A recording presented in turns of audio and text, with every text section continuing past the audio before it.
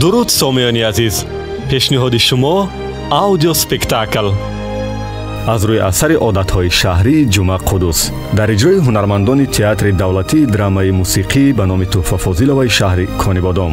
умедворам қисматҳои гузаштаашро шумо шунида будед. ҳоло ба қисмати чорум мегузарем. ҳуҷраи кори қаҳрамони мо Каврак.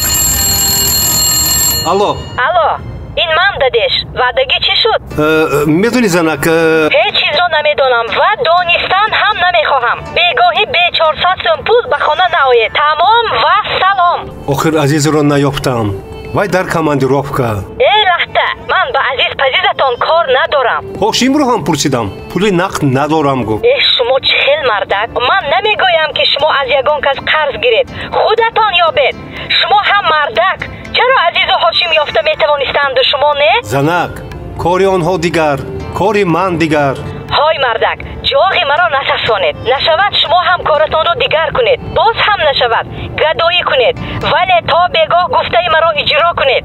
аз ин танбалии шумо гарнитур аз даст равад, баъд мебинед. боз сар кардӣ. не, ба ин аҳвол тоқат карда намешавад. девона мешавам.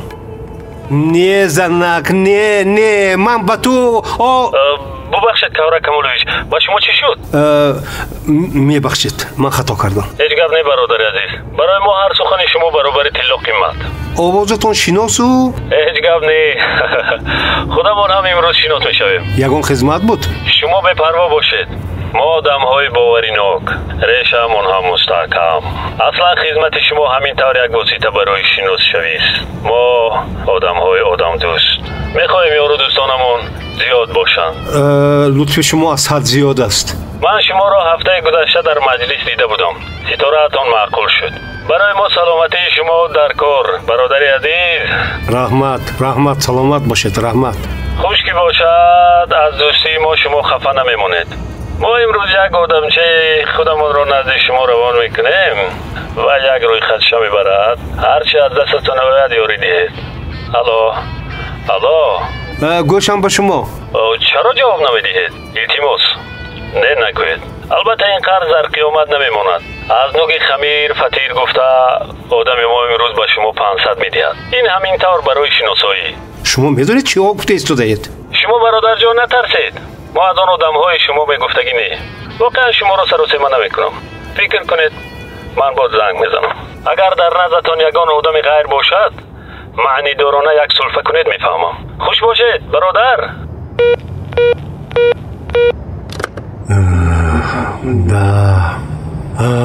дӯст, рӯйхатча, коғаз. нафаҳмидам. не монда шудам. алло, шарафҷон, ин ту? шарафҷон, ман хостам туро бо мансаби навбат табрик кунам. муборак бошад. хуш, бо ман дар кадом соҳа мусобиқа мекунӣ? ки тезтар лексус мегирад? не, дар ин масъала муолакаи тан додем. як сол аст ки як гарнитур гирифта наметонем. лексус аз куҷо мегирем? ту гумон мекунӣ ки ба сари ҷонишини сардори управления сохтмон аз бом пул мерезад? хуш, майлаш, гуфтаи ту шавад дӯстам. хуб, хайр, то дидор дӯстам. кане акай Каврак, курсиро холӣ кунед. кане чӣ? тезтар ин ҷойро холӣ кунед ако. ягон гап шуд? шумо 12 сол боз дар сохтмон ва 8 соли охир дар ҳамин управление хизмат мекунед ако. хайр чӣ? ана ҳамин софдилию меҳнатдӯстиятонро ба назар гирифта роҳбарон қарор доданд ки шуморо сардори управление таъин кунанд. фаҳмидед? ана акнун шодиёнаро барореду ҷойро холӣ кунед ако. не, чиҳо мешунавам? ҳиммат раҳимович чӣ? ҳиммат раҳимовичро ба управленияи сохтмони шашум фиристонданд. чӣ хел? чаро? охир управление шашум назар ба мо хеле қапа мондааст. ана барои ҳамин ба он ҷо фиристонданд, бо умеди он ки вай ҳам пешқадам мешавад. наход ҳиммат раҳимович, ман вазъияти сохтмон дар шаҳр чандон мазза надорад раис, вале кори управлении моро нисбатан хубтар меҳисобанд. дар ин хизмати шумо ҳам калона аст раис. охир ҳамаи муаммоҳоро шумову ҳиммат раҳимович якҷоя дида ҳал мекардед. фикру маслиҳатҳои шумо ҳамеша ба кор равнақи тоза мебахшид. бинобар ин қарор доданд ки шумо дар ин ҷо монеду ҳиммат раҳимович кори ягон управлении қафомондаро пеш барад. гӯш кун, ту инро аз куҷо медонӣ? мо одами прасто яко, аммо дар таги замин мор ҷумбад ҳам хабардор мешавем. ана мебинед, имрӯз шуморо ба марказ чеғ зада расман розигатонро мепурсанд. имрӯз мегӯӣ? воқеан ҳам маро соати 12 ба назди сардор даъват карданд. бале раис, ба шумо саломатӣ ва ба коратон пешравӣ орзу мекунам. ҳоло ҳеҷ чиз маълум некӯ, инқадар раис нагӯй. маълум ҳам мешавад. анасони мана фаромӯш накунед раис. аз байн чанд соат гузашт. ҳуҷраи кори қаҳрамони мо Каврак. чӣ гардиши қисмат. акаи Каврак, акаи Каврак. аввалаш ин ки маро мисли пештара ана ҳамин тавр Каврак гуфтан гир. ба ин забонам намегардад ако. ха ихтиёрат. сониян мо бояд бо ту дурусттар шинос шуда гирем. ба садоқати ман шубҳа доред раис? шубҳаро намедонам, вале чӣ тавр бовар кунам? акаи Каврак, ман ҳамеша тарафдори шумо будам. ба ман лозим аст ки имрӯз тарафдорам бошӣ. ман то қиёмат дар фармонатон раис. ман бояд ба шумо ҳамчун ба худам бовар кунам. мефаҳмам. фаҳмидан ё нафаҳмиданатро бо чӣ исбот мекунӣ? то имрӯз ту дар муносибат номаълум будӣ. на гармиятро мефаҳмидам, на хунукиятро.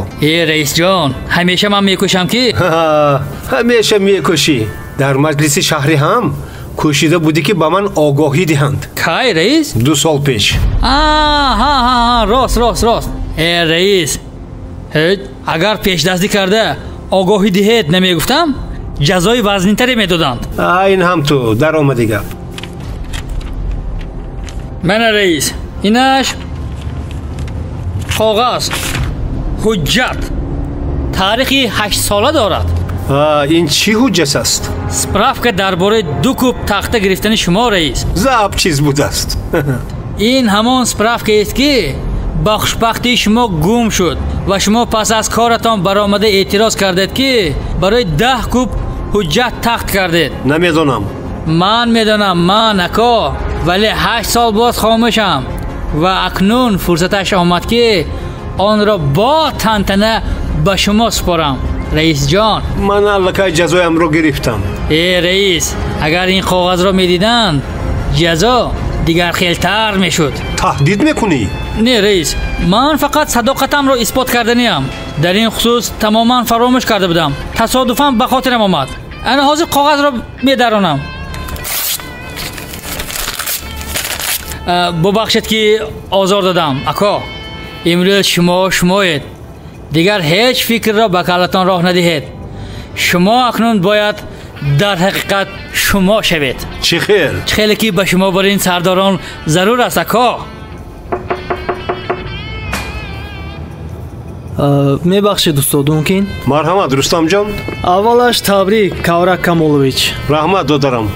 боварӣ дорам ки кор боз бештар равнақ мегирад. умр дида ки ҳастед, қувваю ғайрататон ки зиёд ҳаст, албатта кор хуб мешавад. бо мадади шумо бар ин мутахассисони ҷавон албатта. мо саропо дар хизмати кори ҳақ. талабномаву ҳисоботро овардам. кани ба ман диҳед, ҳозир мебинам. не, сарусима нашавед. ҳозир корҳоятон якбора зиёд шудааст. ҳамин ҷо истад, ман баъдтар меоям. ақаллан якпӯла чой нӯшед. ана инаш дар ҳавои гарм зарар надорад ба фикрам. ташаккур ба шумо.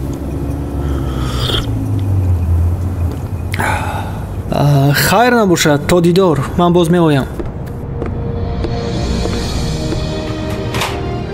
поини қисми 4 аудиоспектаклро аз рӯи пьесаи одатҳои шаҳрии ҷумъа қудус шунидед ки соли 1985 навишта шудааст. пешниҳод дар доираи лоиҳаи шаҳре дар театр ё театре дар шаҳр бо дастгирии дафтари швейтсарӣ оид ба ҳамкорӣ дар тоҷикистон ва ҳамкории Кандефем амалӣ мешавад.